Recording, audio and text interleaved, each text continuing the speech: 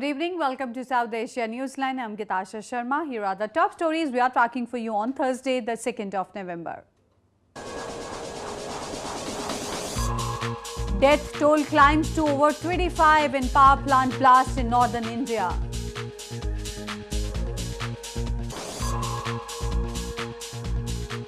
Bhutanese King meets top Indian leadership in New Delhi to boost ties.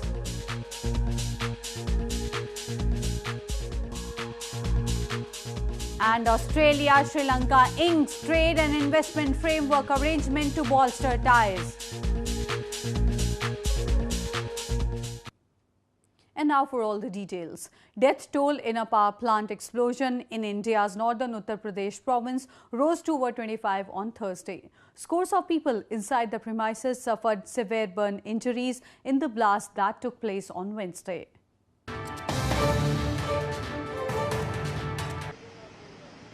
Death toll rose to over 25 on Thursday in an explosion at a power plant operated by state-run NTPC in India's northern Uttar Pradesh province.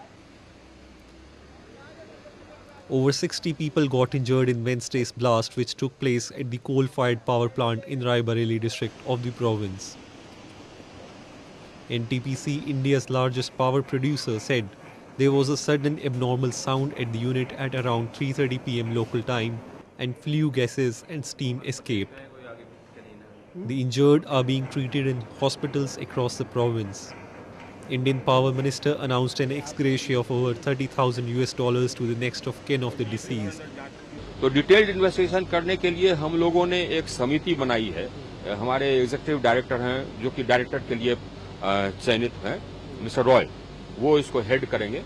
वो भी थे उस समय और detail में हम लोग जाएंगे कि क्यों हुआ और किस कारण से हुआ और इससे हम लोग क्या क्या सबक ले सकते हैं भविष्य में. The 1,500 megawatt plant in the town of Unchahar supplies electricity to 9 provinces, according to NTPC's website. 3 other units with a combined capacity of 630 megawatt were continuing to operate, the NTPC said. Moving on, Bhutanese King on Thursday meet top officials of Indian leadership and held talks in capital New Delhi. The king is on a 4-day visit to India to boost bilateral ties between New Delhi and Thimphu. Indian Defence Minister Nirmala Sitharaman met Bhutanese King Jigme Khesar Namgyal Wangchuk, Queen Jetson Pema Wangchuk and Prince Jigme Namgyal Wangchuk in capital New Delhi on Thursday. The Bhutanese royal family is on a 4-day visit to India aimed at boosting bilateral ties between New Delhi and Thimphu. The Bhutanese King and Indian Defence Minister held talks of mutual interest. The meeting is a significant one as this is the Bhutanese King's first visit to the country since the end of a military standoff between India and China on Bhutan's Doklam Plateau on August 28th. King Wangchuk also met Indian Vice President Venkaiah Naidu and Indian Finance Minister Arun Jaitley on Thursday. The royal family on Wednesday met Indian Prime Minister Narendra Modi in New Delhi. Prime Minister Modi during the meeting presented the Bhutanese Prince Wangchuk an official football from the FIFA Under-17 World Cup and a chess set. India's northern Himachal Pradesh province will witness single-phase assembly polls on November 9. Ahead of the polls, Indian Prime Minister Narendra Modi on Thursday campaigned for Bharatiya Janata Party to woo voters to bring his party to power in the province, which is being ruled by opposition Congress Party. Indian Prime Minister Narendra Modi on Thursday addressed 2 election rallies for India's ruling Bharatiya Janata Party or BJP in hill town of northern Himachal Pradesh province. Political engagements are gaining momentum in the hill province with assembly polls to be held on 9th November. Addressing a rally in Rehan area of the province, Prime Minister Modi exhorted people to reject and evict the ruling Congress government on the day of polling for its involvement in corruption. He said that his government is main priority in overall development in the province. The rally comes just 2 days after BJP President Amit Shah announced 70-year-old Prem Kumar Dhumal as its chief ministerial candidate. In news from Pakistan, an accountability court on Thursday upheld bailable arrest warrants against Pakistan's finance minister Ishaq Dar in a corruption reference as he failed to appear in the case. Meanwhile, Pakistan's ousted Premier Nawaz Sharif arrived in Pakistan from London on Thursday. He is expected to appear before the court on Friday. An accountability court on Thursday rejected a fresh application for Pakistan's finance minister Ishaq Dar's exemption from court proceedings, upholding his bailable arrest warrants in a corruption case. The court had issued the warrants on October 30th in the reference filed against Dar by the National Accountability Bureau or NAB for owning assets beyond his means. Dar did not appear before the court on Thursday as he is in London citing health reasons. The court adjourned the next hearing until November 8th. Meanwhile, Pakistan's ousted Premier Nawaz Sharif arrived from London on Thursday. He is expected to appear before the Accountability Court on Friday in the corruption references filed against him and his family. Sharif, who was in London to visit his ailing wife, was served summons by the NAB upon arrival. Moving on to news from Afghanistan, an explosion ripped through an oil tanker in Afghanistan's northern Parwan province on Wednesday night. At least 15 people were killed and several injured in the explosion.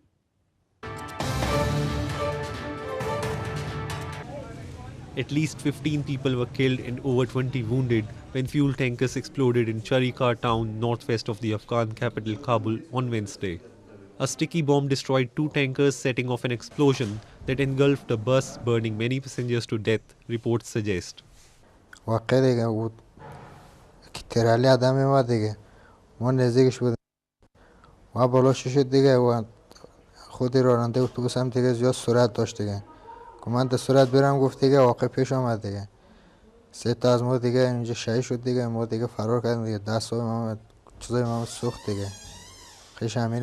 ما از دولت است، از والی محترم است که باید که میشار اگزرامیت چه بگیره که تو بی‌باندواری است، تو یک تانکرای چیز باید که از رای یک چیز دیگه دور بده تو در بین شهر نگردش که تو چیز با مردم بسیار خساره میکنه دیگه.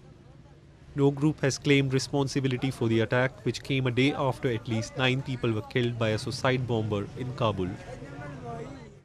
In news from Sri Lanka, Australian Premier Malcolm Turnbull on Thursday met his Sri Lankan counterpart Wickremesinghe and President Maithripala Sirisena in Lanka's capital Colombo. The Australian minister visit marked the 78th anniversary of bilateral relations between the two countries.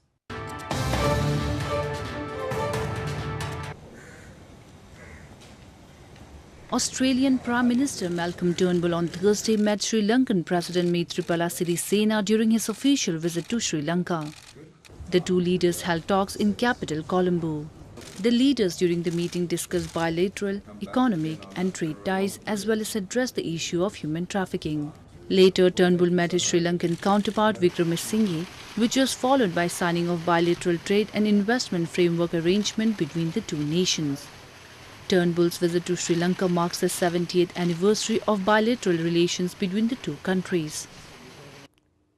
Meanwhile, Myanmar State Councillor Aung San Suu Kyi on Thursday visited the country's troubled Rakhine province. This was her first visit to the region after a military crackdown in August led thousands of Rohingya population fleeing to neighbouring countries.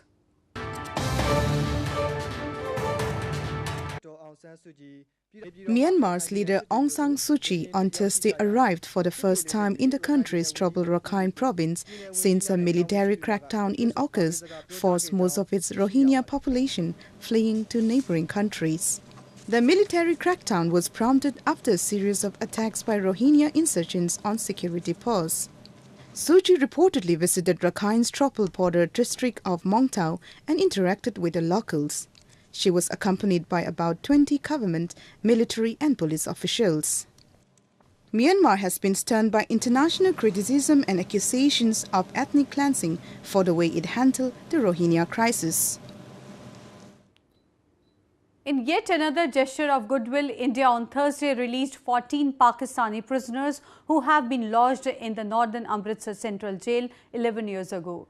The prisoners were guided to their country via Atari Wagah border.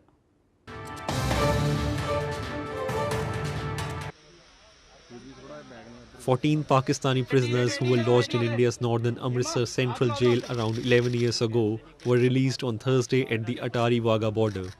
The prisoners included 9 fishermen, 4 civilians and a minor from Pakistan who was born in the Indian jail as her mother during the arrest was pregnant. The minor's mother, named Fatima, was nabbed by the Indian authorities on smuggling charges along with her sister at the border in 2006. जी बहुत खुश हैं, बहुत अच्छा लग रहा है, अपने वतन जा रहे हैं। पूरी फैमिली है साडी, ब्रदर आए लेने मेरे भैन आई हैं, मेरे भतीजा भतीजी भांजे सब आए। Earlier this week, Pakistan also released 68 Indian fishermen who were arrested for violating the country's territorial waters. Hundreds of people from both the countries stray into each other's territory due to lack of demarcated border at many places, resulting in their spending years in jail. Well, that's the way it was in South Asia this evening. Before we conclude, the top stories once again. Death toll climbs to over 25 in power plant blast in northern India.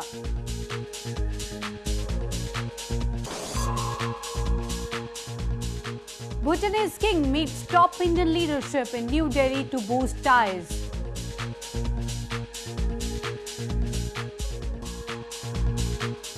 And Australia, Sri Lanka inks trade and investment framework arrangement to bolster ties.